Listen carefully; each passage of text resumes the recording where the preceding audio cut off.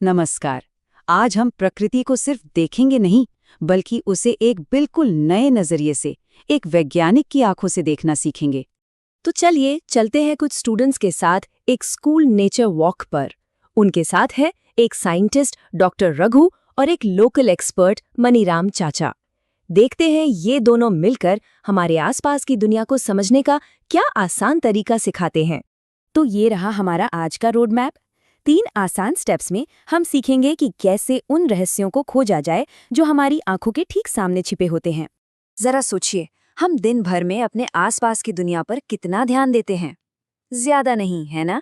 पर चीजों को गौर से देखने का एक साइंटिफिक तरीका भी है, और इसकी शुरुआत होती है सोच में एक छोटे से बदलाव से। तो ठीक है, चलिए इसमें आगे बढ़ते हैं। सबसे पहला स्टेप है अपनी सारी इंद्रियों, यानी कि सारे सेंसेस को इस्तेमाल करना, ठीक वैसे ही जैसे डॉक्टर रघु और मनीराम चाचा ने स्टूडेंट्स को करने को कहा। तो सही में ऑब्जर्व करने का मतलब क्या है? देखिए, ये बस यूं ही एक नज़र डाल लेने से कहीं बढ़कर है। ये तो एक तरह से खोजबीन करने की पूरी प्रक्रिया है। इसका मतलब है कि हम माहौल में पूरी तरह से डूब जाएं, अलग अलग तरह की खुशबू पर ध्यान दें, तरह तरह के आवाज़ों को ध्यान से सुनें। और हाँ, सबसे ज़रूरी, वहाँ के हर जीव का सम्मान करें। मतलब उन्हें बिना छेड़े, बिना परेशान किए, बस दूर से ऑब्जर्व करें। देखिए, सिर्फ एक छोटी सी बात कि हर पक्षी की चहचहाहट अलग होती है, बस यही एक ऑब्जर्वेशन हमें प्रकृति की शानदार डाइवर्सिटी यानी विविधता की एक झलक दे देता है। चलिए अब अगले कदम पर चलते हैं। देखिए, कोई भी ऑब्जर्वेशन बस एक पल का होता है ना? लेकिन जैसे ही आप उसे कहीं लिख लेते हैं या रिकॉर्ड कर लेते हैं, वो डेटा बन जाता है। और ये टेबल इस प्रोसेस को बहुत अच्छे से दिखाता है। स्टूडेंट्स ने बस अपनी नोटबुक में पौधों की खासियतें नोट कर ली, जैसे तना कैसा है, पत्तियां कैसी हैं, और बस ऐसा करने से ही उन्होंने जो कुछ भी देखा उसे एक स्ट्रक्चर्ड जानकारी में बदल दिया, जिसकी अब तुलना की जा सकती है। तो अब जब हमारे पास डेटा आ गया है, तो हम उसे समझना शुरू कर सकते हैं। कैसे?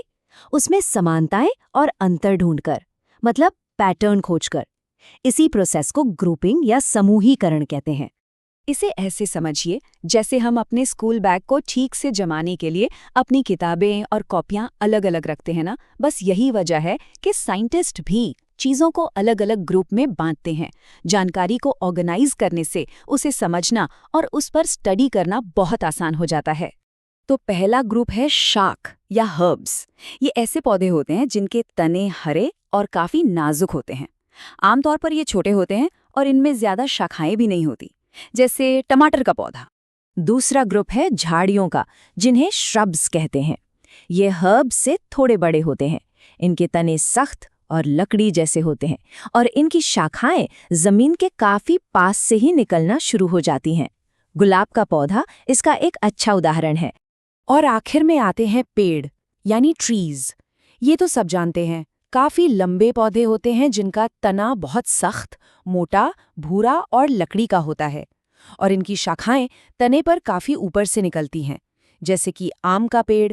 तो अगर हम झाड़ी और पेड़ की तुलना करें तो साफ दिखता है कि कैसे बस कुछ आसान ऑब्जर्वेशंस, जैसे कि ऊंचाई, तने का टाइप और शाखाएं कहाँ से निकल रही हैं, इनसे ही हम ये अलग अलग और काम की कैटेगरी बना सकते हैं। तो अब जरा बड़ी पिक्चर देखते हैं। ये जो 3 स्टेप का प्रोसेस हमने सीखा, ऑब्जर्व करना, उसे रिकॉर्ड करना और फिर ग्रुप बनाना, ये हमें एक बहुत बड़े और ज़रूरी कॉन्सेप्ट को समझने में मदद करता है। और वो कॉन्सेप्ट है बायोडाइवर्सिटी, यानी जैव विविधता। तो ये बायोडाइवर्सिटी आखिर है क्या? आसान भाषा में कहें तो ये उन सभी अनोखी चिड़ियों की आवाज़ों, अलग अलग तरह की पत्तियों और जानवरों के अलग अलग बर्ताव का टोटल है जो हमने अपने आसपास ऑब्जर्व किया। और सबसे मज़ेदार बात यह है कि बायोडाइवर्सिटी से हमें एक गहरी आपसी निर्भरता का पता चलता है। जैसे पेड़ पौधे जानवरों को खाना और रहने की जगह देते हैं, और जानवर फल खाकर उनके बीज दूर दूर तक फैलाने में मदद करते हैं। इससे पता चलता है कि प्रकृति में सब कुछ एक दूसरे से जुड़ा हुआ है, एक दूसरे पर निर्भर है। ये जो प्राचीन कहावत है ना, ये इसी आपसी जुड़ाव की बात को कितनी खूबसूरती से समझाती है कि जैसे पेड़ खुद धूप सहकर दूसरों को छाया देते हैं, ठीक उसी तरह प्रकृति में सब एक दूसरे के काम आते हैं। ये दिखाता है कि प्रकृति का ये जुड़ाव हमेशा से इंसानों के लिए एक प्रेरणा रहा है। तो अब जब हम जानते हैं कि दुनिया को एक साइंटिस्ट की नज़रों से कैसे देखना है, तो अगली बार जब भी बाहर निकलें तो इन 3 स्टेप्स को याद रखें। ऑब्जर्व करें, रिकॉर्ड करें और पैटर्न ढूंढें।